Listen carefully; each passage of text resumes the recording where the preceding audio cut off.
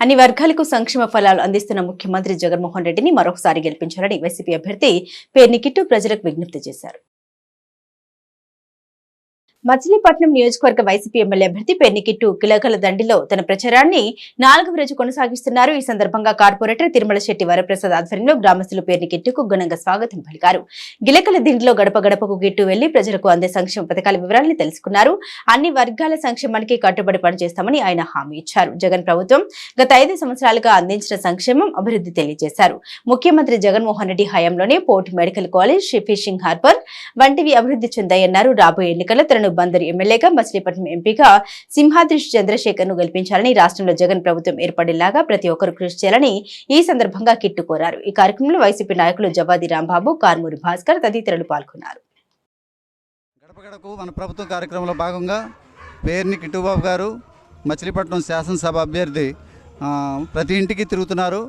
ప్రతి ఇంట్లో కూడా ప్రభుత్వం జగన్ గారు చేసిన సంక్షేమ పథకాలన్నీ వివరిస్తూ ఆయన చేసిన మంచి పనులకు తెలియజేస్తూ ఓటు అడుగుతున్నారు. ప్రతి ఒక్కరు కూడా మేము ఖచ్చితంగా జగన్ గారు ఇంత మంచి పని చేశారు, నాని గారు ఇంత మంచి పని చేశారు, ఖచ్చితంగా ఓటేస్తామని హామీ ఇస్తున్నారు. ఖచ్చితంగా జగన్ గారు పాలన చూసి, అలాగే నాని గారి నాయకత్వం చూసి గిలకల దిండిలో 942 పట్టాలు, అలాగే రోడ్లు, డ్రైనేజీలు, అలాగే ఫిషింగ్ హార్బరు, మత్స్యకారులకు ఉపయోగపడే ఫిషింగ్ హార్బరు, ఇలాంటి అభివృద్ధి పనులన్నీ చూసి ఖచ్చితంగా మేము కిట్టుబాబు గారికి ఓటేస్తామని ప్రతి ఒక్క ఇంట్లో కూడా హామీ ఇవ్వడం జరుగుతుంది. ఇది చాలా సంతోషించదగ్గ విషయం. ఎందుకంటే గతంలో చాలా తక్కువ ఓట్లు వచ్చే ఈ ఊర్లో ఇవాళ జగన్ గారు చేసిన పనులు, నాని గారు చేసిన పనుల వల్ల కిట్టుబాబు గారికి ప్రతి ఒక్కరు కూడా మేము మంచిగా మీకు ఓటేస్తామని తెలియజేయడం అనేది అందరం సంతోషిస్తున్నాం.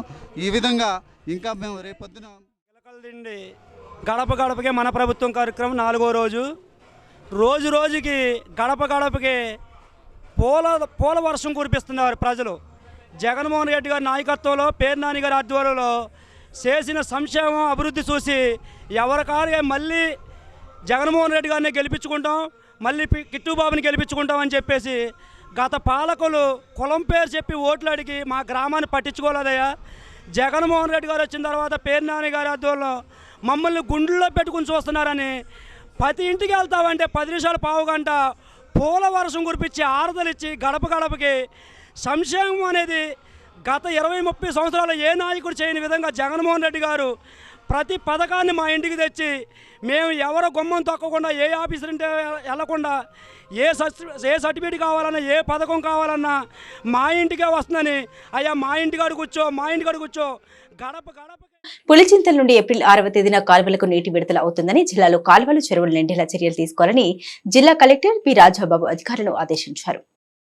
వేసవిలో జిల్లాలో ఎక్కడ తాగునీటి సమస్య ఏర్పడకూడదని, అందుకు అనుగుణంగా అన్ని చర్యలు తీసుకోవాలని జిల్లా కలెక్టర్ పి రాజాబాబు అధికారులను ఆదేశించారు. జిల్లా కలెక్టర్ చాంబర్లో ఇరిగేషన్, పంచాయతీరాజ్ అధికారులతో సమావేశం నిర్వహించి కాల్వలకు నీటి విడుదల, వేసవిలో త్రాగునీటి సరఫరా అంశాలపై సమీక్షించారు. ఈ సమావేశంలో కలెక్టర్ మాట్లాడుతూ ఏప్రిల్ 6వ తేదీన పులిచింతల నుండి తాగునీటి కోసం నీరు విడుదల చేస్తున్నామన్నారు. జిల్లాకు అవి చేరేటప్పటికీ 3-4 రోజులు పట్టవచ్చని అన్నారు. జిల్లాలో ముఖ్యంగా మచిలీపట్నం, బంటుమిల్లి, కృత్తివెన్ను, నాగాయలంక, కోడూరు వంటి శివారు ప్రాంతాలకు కాల్వల ద్వారా నీరు చేరేలా కాల్వల సిద్ధంగా ఉంచారన్నారు.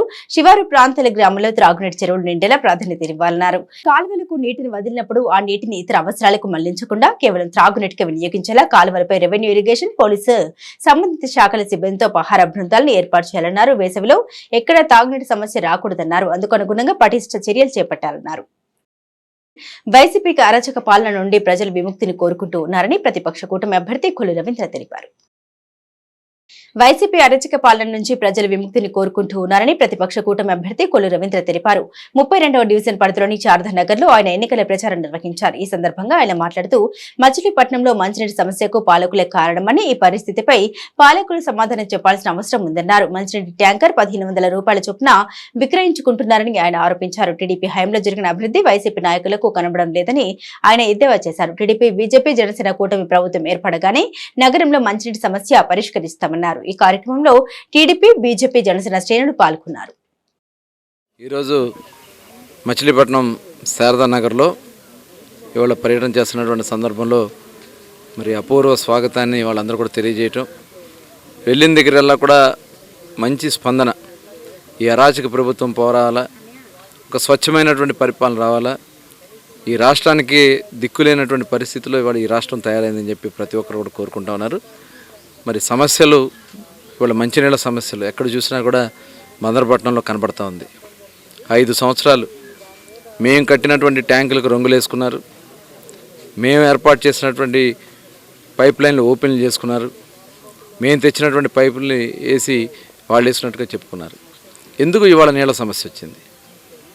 దానికి పాలకుల యొక్క నిర్లక్ష్యమా, పాలకుల యొక్క స్వార్థానికి ఇవాళ మచిలీపట్నంలో నీటికి కటకట వచ్చిందా అనేది సమాధానం చెప్పాలని పేర్నాని గారిని అడుగుతున్నా. మొన్న ఆయన మాట్లాడుతాను, నేను అధికారంలో ఉన్నానా, అధికారులు మేనేజ్మెంట్లోకి వెళ్ళిందంటారు. ఇప్పటి వరకు పరిపాలన చేసింది మీరు. కాలువలో వదిలినప్పుడు ట్యాంకుల నిండా నీళ్లు పెట్టుకోవాల్సినటువంటి బాధ్యత మీకు లేదా? చెప్పాల్సినటువంటి బాధ్యత మీకు లేదా? మీరు ఎంతసేపు మీ లెక్క చూసుకుంటమే తప్ప ప్రజా సమస్యల గురించి ఏ రోజన్నా మీరు పట్టించుకున్నారా? ఇవాళ మాట్లాడుతూ ఉన్నారు, గత ప్రభుత్వంలో వాళ్ళు ఏమీ చేయలేదని మాట్లాడుతూ ఉన్నారు. మీ కళ్ళకు కనబడతలేదా? మీ కళ్ళ ముందు కట్టినటువంటి కట్టడాలు మీకు కనబడలేదా? దానికి నిలువెత్తు సాక్ష్యాలు మీ కళ్ళ ముందు ఉన్నాయి. ఇవాళ అలాంటిది మీరు మోసం చేస్తూ మళ్ళీ దగా చేసి మళ్ళీ ఎన్నికల్లో మీ కొడుకుని అందరం ఎక్కించాలని చెప్పి ఇవాళ ఏదేదో చేస్తూ ఉన్నారు. పిచ్చి పిచ్చి ప్రాలాపనలు మాట్లాడుతూ ఉన్నారు. ఇవాళ మీరు అమ్ముకుంటా ఉన్నారు నీళ్లు.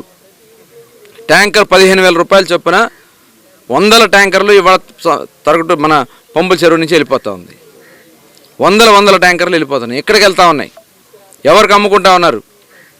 అంటే మట్టి అమ్ముకున్నారు, భూములు అమ్ముకున్నారు, ఇసుకలు అమ్ముకున్నారు, చివరికి నీళ్ళు కూడా అమ్ముకుని దిగజారిపోతా ఉన్నారా ఈ దీపం ఉండగానే ఇల్లు చక్కబెట్టుకోవాలని? ఇవాళ మీరు మాట్లాడుతూ ఉన్నారు పంపుల చెరువులో క్రికెట్ ఆడుకున్నారని. తరతరాలుగా పంపుల చెరువుల్లో షిల్ట్ ఏర్పడిపోతే ఆ షిల్ట్ అంతా క్లీన్ చేసాం. ఏ రోజు నీళ్ళకి ఇబ్బంది రానివ్వలేదా మేము? ఏ రోజు కూడా బందర్లో నీళ్ళ సమస్య రాకుండా చేయగలిగామే మేము? ఇవాళ మీరు ఎందుకని 3 రోజులుగా 4 రోజులుగా నీళ్ళు ఎందుకు వదలాల్సినటువంటి పరిస్థితి వస్తుంది? నేను ఆ రోజున కోరుకున్నా, కరెంటు ఆపకుండా నీళ్లు ఇవ్వాలని చెప్పి మేము కోరుకున్నాం. అది చేయలేక ఇవాళ మీరు పిచ్చి పిచ్చి ప్రాలాపన మాట్లాడితే జరగదు. ఖచ్చితంగా రేపు మీ నీటి మీద కూడా ఎంక్వైరీ చేపిస్తాం. ఎవరిని వదిలే సమస్య లేదు. ఇవాళ ఇప్పటికైనా సరే అధికారులు నేను కలెక్టర్ గారిని కలుస్తా. అవసరమైతే కృష్ణానది నుంచి నీళ్లు వదిలిపించి బందరు ప్రజలకు నీళ్ళ సమస్య రాకుండా చేయాల్సినటువంటి బాధ్యత మేము కూడా భాగస్వాములు అవుతామని కూడా ఈ సందర్భంగా తెలియజేస్తూ ఇలాంటి దుర్మార్గులను ఒకసారి అందరూ ఆలోచించాలని చెప్పి బీజేపీ ఆధ్వర్యంలో కొల్లు రవీంద్ర గారు వాళ్ళ శారదానగర్లో ఇంటింటికి మరి తిరుగుతూ వాళ్ళ సమస్యలన్నీ కూడా తెలుసుకుంటూ రాబోయే కాలంలో గతంలో మేము ఉన్నప్పుడు 5 ఏళ్ళలో చాలా కార్యక్రమాలు ఇక్కడ చేసాం. రాబోయే రోజుల్లో కూడా ఇంకా ఏమైనా సమస్యలు ఉంటే మీకు పరిష్కారం చేస్తామని చెప్పి కూడా వారికి హామీ ఇవ్వడం జరిగింది. చాలా చోట్ల మంచినీళ్ళు చాలా ఇబ్బంది పడుతున్నామని చెప్పారు. అట్లాగే లైట్లు కూడా లేవు, ఇక్కడ స్తంభాలు ఇరిగిపోయే పరిస్థితిలో ఉన్నాయని చెప్పారు. ఖచ్చితంగా అవన్నీ కూడా నోట్ చేసుకున్నారు. తెలుగుదేశం ప్రభుత్వం రాగానే ఖచ్చితంగా ఇక్కడ అవన్నీ కూడా ఏర్పాటు చేస్తాం. కొన్ని ఇళ్ళకు కూడా మరి పనులు అవి కూడా లేవన్నారు. అవన్నీ కూడా వేయించి వారికి కావాల్సినవి అన్నీ కూడా ఇబ్బందులు లేకుండా ఖచ్చితంగా చేస్తామని కూడా హామీ ఇవ్వడం జరిగింది. మరి ఈరోజు ఈ రాష్ట్రంలో ఈ వైసీపీ ప్రభుత్వం ఏ రకంగా ఉందో ప్రజలందరూ కూడా గుర్తించారు. కరెంటు ఛార్జీలు పెంచారు, నిత్యావసర వస్తువుల ధరలు పెంచారు, ఇంటి పన్నులు పెంచారు, ఆర్టీసీ ఛార్జీలు పెంచారు. మరి వాళ్ళ ఈ మందు మామూలుగా గతంలో మంచి బ్రాండ్లు 60 రూపాయలకు దొరికితే వాళ్ళ 180 రూపాయలు తీసుకుని 200 రూపాయలు తీసుకుని వాళ్ళ ప్రాణాలకు కూడా మరి చాలా ఇబ్బందికరమైన పరిస్థితులు వస్తున్నాయి. వాళ్ళ లివర్స్ చెడిపోతున్నాయంటే వాళ్ళ కల్తీ మందులు అమ్ముతాం వల్ల మరి చాలామంది చనిపోతున్నారు. కాబట్టి ఇటువంటి దుర్మార్గమైన ప్రభుత్వం, అరాచక ప్రభుత్వానికి ప్రజలు బుద్ధి చెప్పే రోజులు ఖచ్చితంగా ఉన్నాయి. గతంలో చంద్రబాబు నాయుడు గారు చంద్రన్న బీమా అని ఎవరన్నా వాళ్ళ ఇంటికాడ అనుకోకుండా చనిపోతే వాళ్ళకి 2 లక్షలు, 30,000, 5 లక్షలు కూడా ఇచ్చిన ఎలక్షన్ మరి కార్యక్రమాన్ని ప్రారంభించడం జరిగింది. ఇంటింటికి తిరుగుతున్నాము. మరి మంచి స్పందన ఉంది. మంచిగా మరి గతంలో ఆయన మరి ఎమ్మెల్యేగా మంత్రిగా ఉండగా అనేక నిధులు తీసుకొచ్చి మరి శారదానగర్ కానీ, వడ్డీ రంగారావు నగర్ కానీ, లైటింగ్ కానీ, మరి స్తంభాలు కానీ, మరి రోడ్లు కానీ, డ్రైనేజీలు కానీ, మరి అనేక కార్యక్రమాలు ఇక్కడ చేసిన దాఖలాలు ఉన్నాయి. మరి ఇప్పుడు కూడా మళ్ళీ మరి గెలిచినాక రేపొద్దున ఇంకా మిగిలిన పనులు కూడా డ్రైనేజీలు అనేకం దిగాడిపోయి ఉన్నాయి. దోమలతో మరి శారదానగర్లో అనేక మంది దోమలతో పెద్ద బాధపడుతున్నారు. అవన్నీ లేకోకుండా ఉన్న మిగిలిన పనులు కూడా మరి కొల్లు రవీంద్ర గారు ఈసారి మళ్ళీ గెలిచిన తర్వాత అవన్నీ కూడా మరి పూర్తి చేస్తానని మాట ఇచ్చాడు. కానీ మరి తిరుగుతుంటే ఇంటింటికి కూడా మంచి స్పందన ఉంది. మరి తెలుగుదేశం పార్టీకి కానీ మరి బీజేపీ కానీ మరి జనసేన కానీ ముగ్గురు ఉమ్మడి అభ్యర్థిగా మరి కొల్లు రవీంద్ర గారిని నిలబెట్టి అఖండ విజయంతో మరి గెలిపిస్తామని మరి పోక్సో చట్టాన్ని మరింత పటిష్టవంతంగా అమలు చేస్తున్నట్టు మొదటి అదనపు జిల్లా జడ్జి చిన్నంశెట్టి రాజు తెలిపారు. పోక్సో చట్టాన్ని మరింత పటిష్టవంతంగా అమలు చేస్తున్నట్లు మొదటి అదనపు జిల్లా జడ్జి చిన్నంశెట్టి రాజు తెలిపారు. పోలీస్ శాఖ, రెవెన్యూ శాఖల అధికారులు, న్యాయవాదులతో పోక్సో చట్టంపై నిర్వహించిన అవగాహన కార్యక్రమంలో ఆయన పాల్గొన్నారు. ఈ సందర్భంగా ఆయన మాట్లాడుతూ పోక్సో చట్టంపై ప్రజల్లో మరింత అవగాహన పెంపొందించాల్సిన అవసరం ఉందన్నారు. ఈ చట్టంలో మరిన్ని మార్పులు చేయడం ద్వారా మరింత కట్టుదిట్టంగా పోక్సో చట్టాన్ని అమలు చేసేందుకు కృషి చేస్తున్నట్లు తెలిపారు. పోక్సో బాధితులకు రక్షణ కల్పించడం, మెరుగైన వైద్య సౌకర్యం అందించడం, వారికిచ్చే పరిహారం పెంచడం తదితరమైనవి పోక్సోలో ముఖ్యమైనవిగా ఆయన పేర్కొన్నారు. ఈ కార్యక్రమంలో 10వ అదనపు జడ్జి నరసింహమూర్తి, న్యాయసేవ సంస్థ కార్యదర్శి కృష్ణయ్య, పలువురు న్యాయవాదులు పాల్గొన్నారు.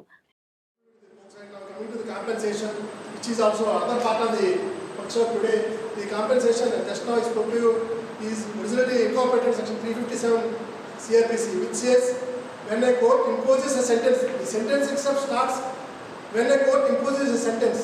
So invariably the court has to find guilt against the accused. While imposing sentence only, the compensation under section 357 can be imposed by the court. Whereas section 357A CRPC, which was inserted by Amendment Act 5 of 2019, which came into force from 31/12/2009. Section 357A deals with the victim compensation scheme.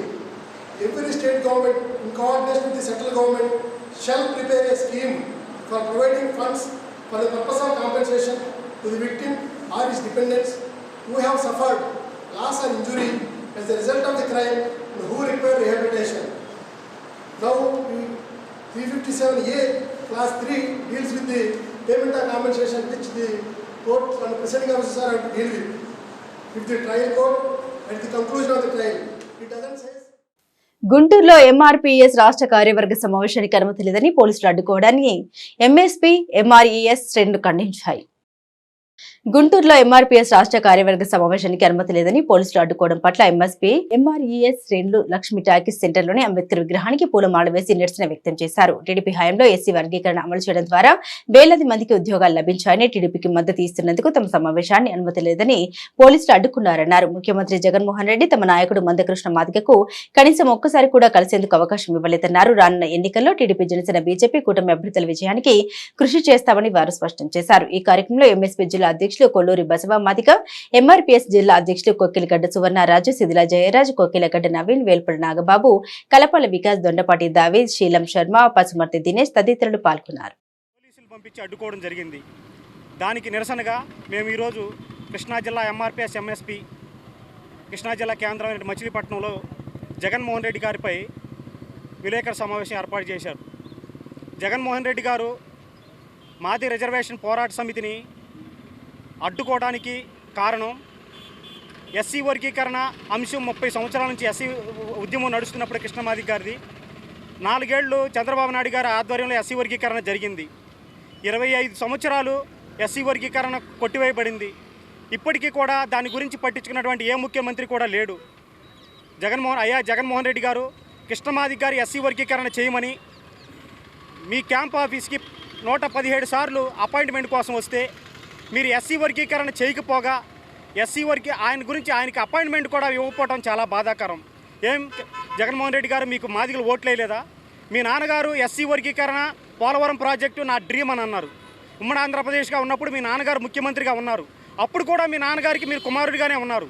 ఆ విషయం మీకు తెలియదా? ఎస్సీలో ఉన్నటువంటి 59 కులాలకు అంబేద్కర్ ఇచ్చినటువంటి రిజర్వేషన్లో సమానంగా అందాలనేదే కృష్ణమాది గారి యొక్క ఆదేశం, ఆ యొక్క ఆశయం. దానికోసమే ఎంఆర్పీఎస్ ఉద్యమం.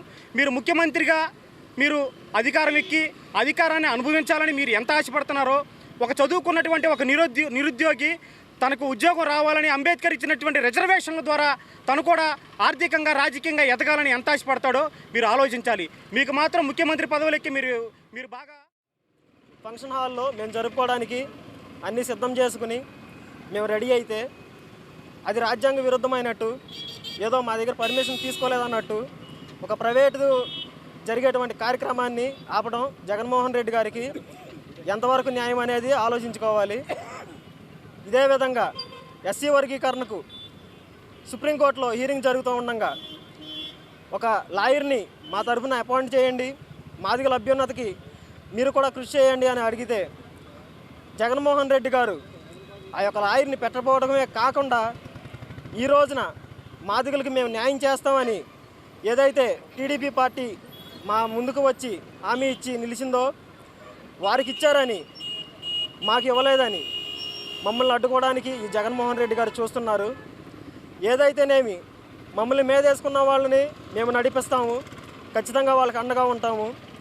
ఎవరైనా సరే కృష్ణమాదిగ గారు మాకు సపోర్ట్ ఇవ్వండి, మా వర్గీకరణ చేయండి, మాదిగలందరూ మీ తరపు ఉంటామని అన్నారు. మీ నోట్లో నుంచి ఆ మాట అనేది రాలేదు, ఒక ప్రెస్ మీట్ రాలేదు, ఒక ప్రెస్ నోటు ఇవ్వలేదు. ఇంకెలా మీ వైపు మేము నిలబడాలి? మాదిగ ఓట్లు మీరు ఎలా అడుగుతారు? మాదిగ అభ్యున్నతికి మీరు కృషి చేయనప్పుడు మాదిగ ఓట్లు మీకు ఎలా వేయాలి? దీనిని ఆలోచన చేయాలని కోరుచున్నాను. అలాగే మాకు ఎవరైతే సపోర్ట్ చేస్తారో 63.8% మాదిగలు మీకు ఓట్లు వేసిన సంగతి మీరు మర్చిపోయారు. మీకు అనుబంధంగా ఉన్నటువంటి ఒక సంఘం 58.3 మాత్రమే ఓట్లు వేసినట్టు మీ లెక్కల్లో తేలి ఉంటుంది. అది గుర్తుంచుకోవాలి. ఎవరో నలుగురు వీధి కుక్కల్ని వెంటేసుకొని మాదిగ రిజర్వేషన్ని విచ్ఛిన్నం చేయాలని చూస్తే అది రాష్ట్రంలోనే ఏ ఒక్క మాదిగ కూడా సహించే పరిస్థితి లేదు. 35 లక్షల మందిగా మాదిగల ఆశయం ఏబిసిడి వర్గీకరణ అనేది నీ సొత్తు కాదు, ఎవరి సొత్తు కాదు. 59 కులాల సమాన హక్కులు కలగాలనేదే కృష్ణమాదిగ గారి ఆశయం. దానికోసమే పోరాటం, కానీ మాకు రాజకీయాలతో పని లేదు.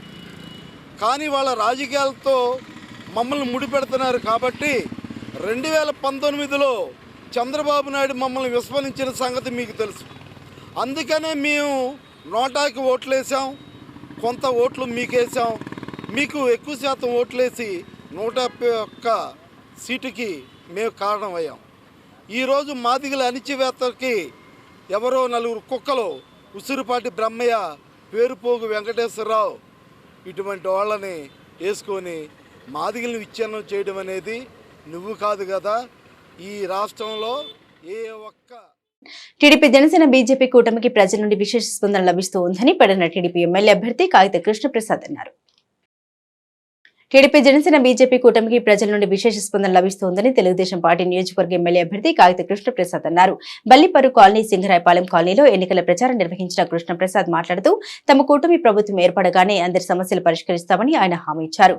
వైసీపీ ప్రభుత్వంపై ప్రజల్లో తీవ్ర వ్యతిరేకత ఉందని, కొంతమంది బయటపడినా మరికొందరు భయపడి బయటపడలేకపోతున్నారని, త్వరలోనే ఈ వైసీపీ ప్రభుత్వానికి తగిన గుణపాఠం చెప్పడానికి ప్రజలందరూ సంసిద్ధంగా ఉన్నారని ఆయన తెలిపారు. ఈ కార్యక్రమంలో రాష్ట్ర బీసీ ఫైనాన్స్ కార్పొరేషన్ మాజీ చైర్మన్ బొడ్డు వేణుగోపాలరావు, నియోజకవర్గ పరిశీలకుడు సాదరపోయిన ఏడుకొండలు, పట్టణ అధ్యక్షులు ఎక్కల శ్యామలయ్య, మున్సిపల్ మాజీ వైస్ చైర్మన్ అబ్దుల్ ఖయ్యం తదితరులు పాల్గొన్నారు. మచిలీపట్నం లోక్సభ ఎన్డీఏ అభ్యర్థిగా వల్లభనేని బాలశౌరిని ప్రకటించడం పట్ల జనసేన శ్రేణులు సంబరాలు జరిపారు. మచిలీపట్నం లోక్సభ జనసేన అభ్యర్థిగా వల్లభనేని బాలశౌరిని ప్రకటించడం పట్ల జనసేన శ్రేణులు హర్షం వ్యక్తం చేశారు. మచిలీపట్నం సిట్టింగ్ ఎంపీగా ఉన్న బాలశౌరి వైసీపీని వీడి జనసేనలో చేరారు. అయితే టీడీపీ జనసేన బీజేపీ పొత్తులో భాగంగా మచిలీపట్నం ఎంపీ స్థానం జనసేనకు కేటాయించారు. అయితే గత కొంతకాలంగా ఈ లోక్సభ అభ్యర్థిని ప్రకటించడంలో జనసేన తీవ్ర జాప్యం చేసిన ఎట్టకేలకి బాలశౌరి అభ్యర్థిత్వం ఖరారైంది. ఈ నేపథ్యంలో జనసేన పార్టీ కార్యాలయం వద్ద పార్టీ శ్రేణులు బాణసంచా కాల్చి స్వీట్లు పంపిణీ చేశారు. ఈ కార్యక్రమంలో జనసేన నాయకులు బండి రామకృష్ణ, మాదివాడ రాము, గడ్డం రాజు, వంపుగడల చౌదరి తదితరులు పాల్గొన్నారు.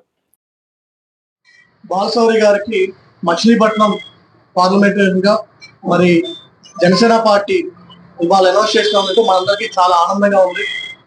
ఎందుకంటే మరి నాకున్న పరిచయం మేరకు నేను మరి గతం ఆయన 3 సంవత్సరాలుగా నేను మరి మన పార్టీకి వస్తే బాగుంటుంది. ఎందుకంటే వైఎస్ఆర్ కాంగ్రెస్ పార్టీలో తగిన గౌరవం ఆయనకు దక్కలేదని కానీ, సరిగ్గా ఆయన అడిగినట్టుగా వారు ఈయన కోసం మచిలీపట్నం పార్లమెంట్ జోన్ లో పనిచేయలేదని కానీ, లేదా సహకరించలేదని కానీ చాలా నిరుత్సాహంగా ఉంది.